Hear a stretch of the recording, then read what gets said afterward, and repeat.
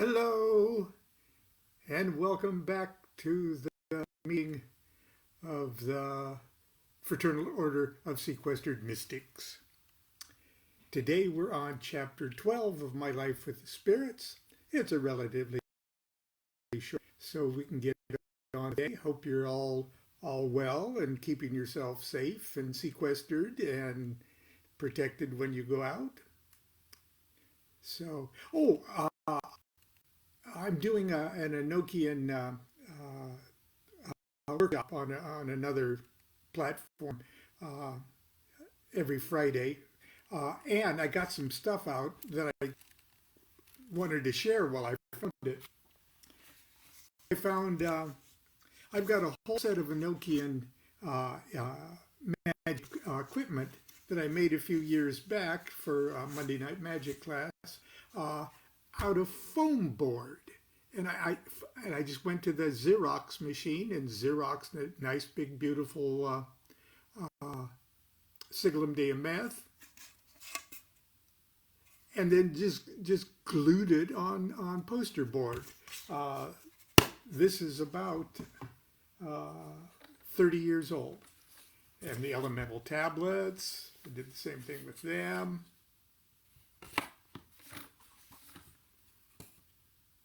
It looks really cool too when they're laid out. Of course, I colored them myself. There's that. And the big version of the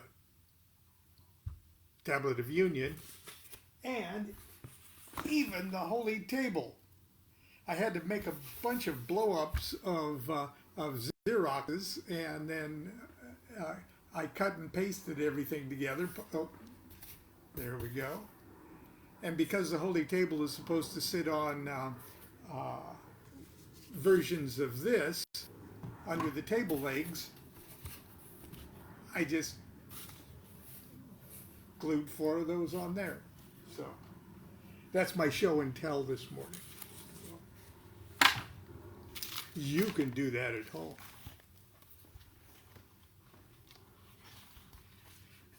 Okay. Now we're on Chapter 12, Initiation. And it has a photograph too.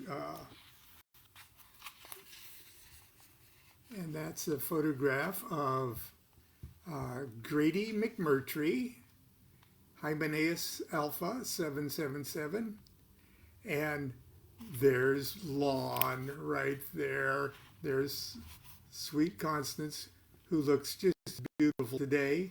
There's our son Jean-Paul, little Jean-Paul, and there's Grady McMurtry, Hymenaeus Alpha. This was in 1978 when he signed our charter. So. Chapter 12, Initiation. Hopefully you now have a pretty good idea what raw material the gods had to work with when 24-year-old Lon DuQuette first knocked at the door of the Western Mysteries and demanded admission. When the door opened, I started all over again. I stepped into a world where effect sometimes precedes cause.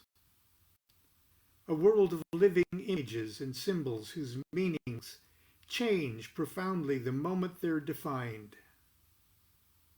A world where saviors can be your worst enemies and demons your only salvation. A non-linear world where unrelated experiences separated by many years can be impressed simultaneously upon one golden moment of growth or realization. So it's here that I beg the reader's indulgence, for I must by necessity soon depart from the strict linear chronology of events that has characterized my narrative to this point. Of course, I'll try to tell things more or less in order, but the importance for doing so will become less and less relevant. I believe it will, however, be helpful for you to know the following. I became an enthusiastic student of the Rosicrucian Order Amorc's study program. I joined a local lodge and for several years was very active, serving first as neophyte classmaster, then as ritual officer in degree initiations, and at weekly convocations. I was especially attracted to the rich symbolism of the degrees. I couldn't get enough of temple work and found that my entire life and dream patterns became refocused and reorganized in harmony with the symbols and symmetry of ritual.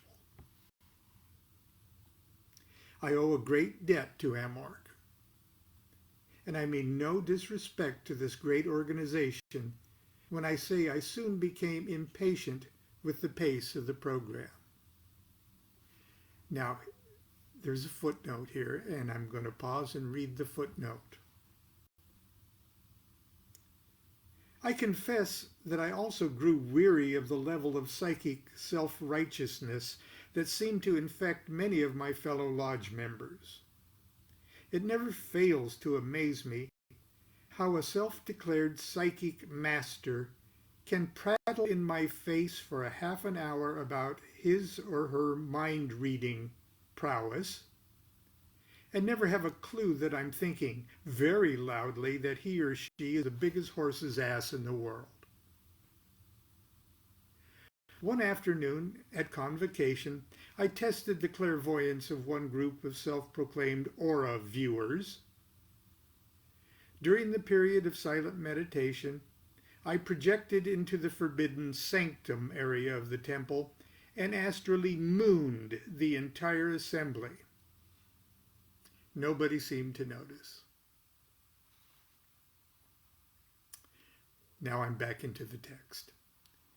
At the invitation of some friends, I joined the traditional Martinist order and got my first taste of real ceremonial magic. I also joined the Builders of the Adytum and began studying their marvelous tarot and Kabbalah correspondence courses.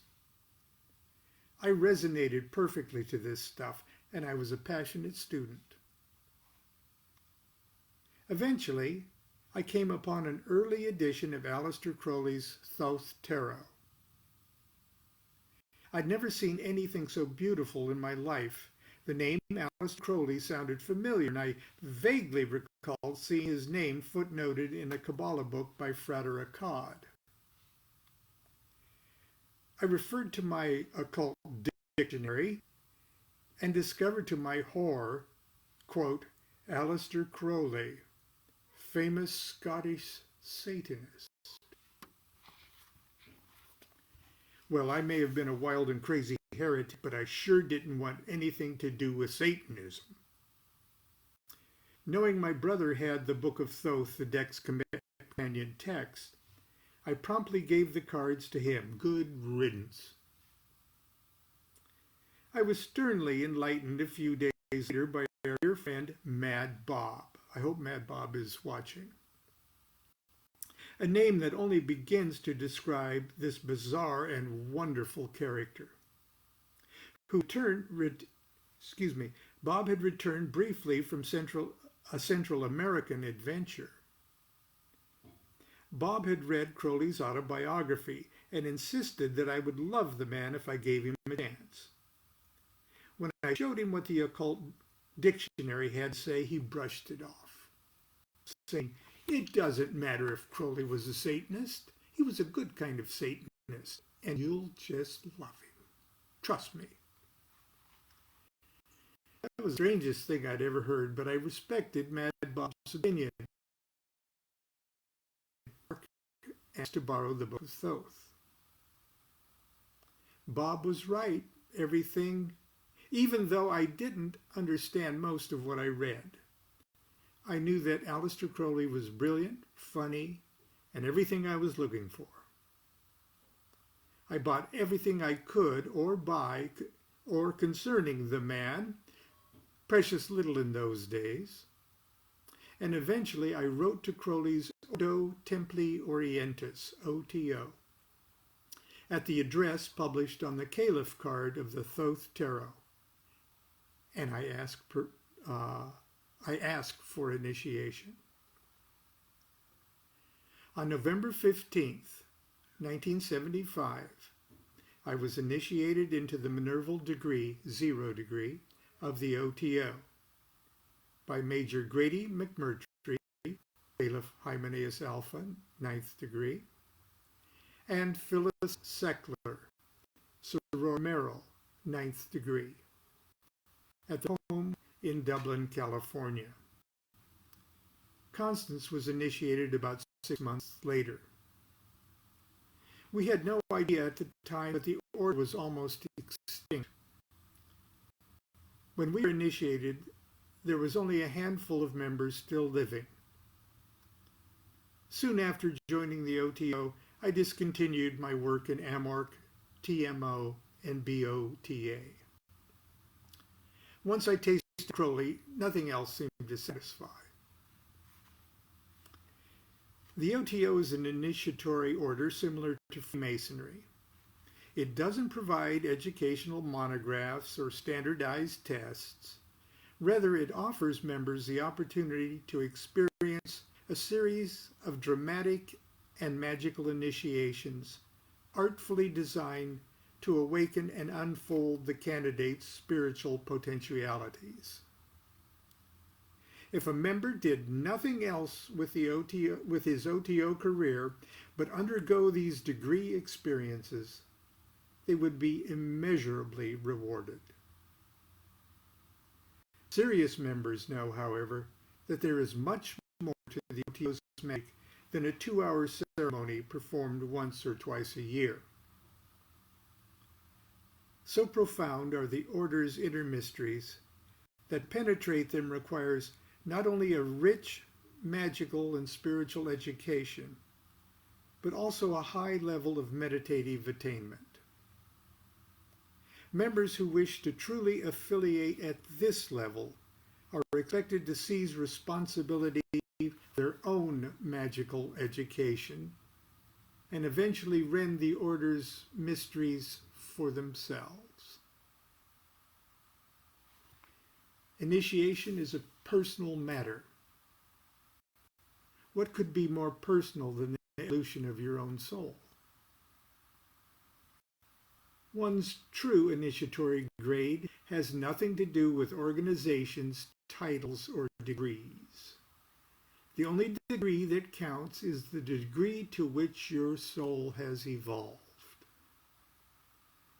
The only degree work possible is learning what needs to be done to take the next step. I will forever be grateful to the organizations and people who guided me in my studies prior to my entrance to the OTO. But it's the OTO and the magical writings of Aleister Crowley that I must credit for whatever initiatory progress, real or imagined, I have made in this life. In order to make this magic work, I've had to train and educate myself in a score of fields not directly connected with magic. I've had to integrate bizarre and abstract spiritual concepts into a daily life of work and marriage and fatherhood and amusement.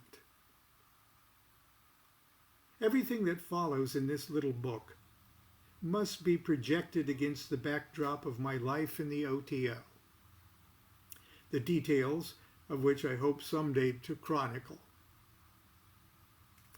For our purposes here, I will only summarize as follows.